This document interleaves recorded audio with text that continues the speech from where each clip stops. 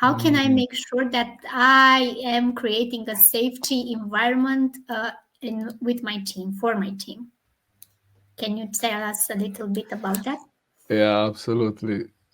Yeah, this reminds me of something that I read in a study by Google that I mentioned earlier. One of the leaders, Paul Santagan. I'm going to read this because I don't have it, memorized. It says that in Google's fast-paced, highly demanding environment, our success hinges on the ability to take risks and be vulnerable in front of others.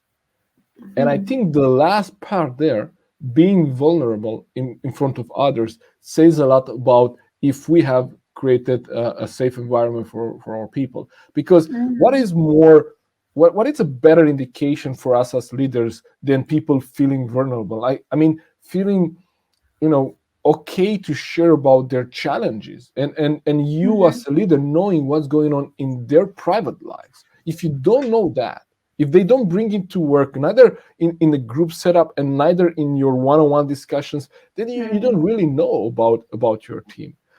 One question when I coach people, and when, and this is usually leaders, and they ask me, Florin, I don't know exactly what motivates my team. And this is after we been through some of our assessments and they realize, oh, I don't really know my team. So Florin, how do I know now how to motivate them? And I ask them, tell me what is your people's dreams? Like what does Madalina dream? Like if I would ask your manager, right? And more often than not, they don't know, because Yeah. dreams are not things that are necessarily related to. I didn't ask them what does Madalina wants from the workplace or from her job or from her employment. I asked the person, what does Madalina wants? What's her dream?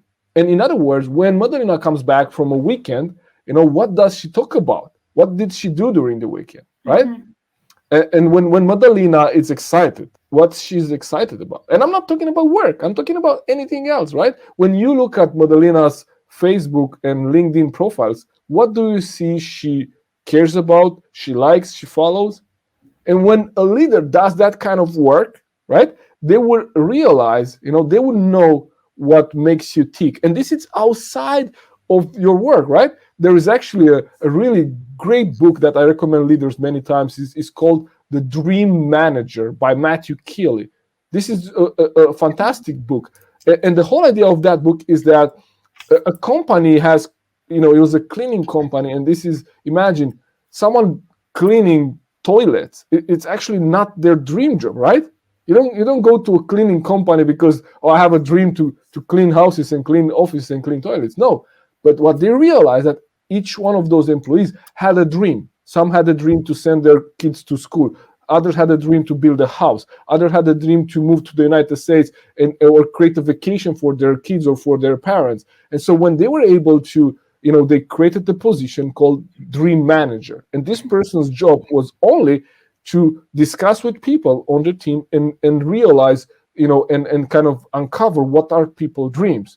And then as a company, they're made, special funds. And with those funds, they actually contributed to a person's scholarship, to a person, bank loan, or they loan money to the person.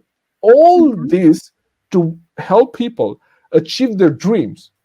And all this was outside of their work. This is a commercial cleaning company, right? Was Mhm. not a leadership company. So it really pays for us to spend that time investing in our people. So to answer your question, the short answer is when people are able to be vulnerable in the workplace, they bring their whole self to the table. They talk about their passions, their setbacks, their tragedies, everything. And when you ask a leader, what is your team member's goal, and he or she knows that, that's when the leader has created that kind of environment, which allow people to open. And so now he or she knows that.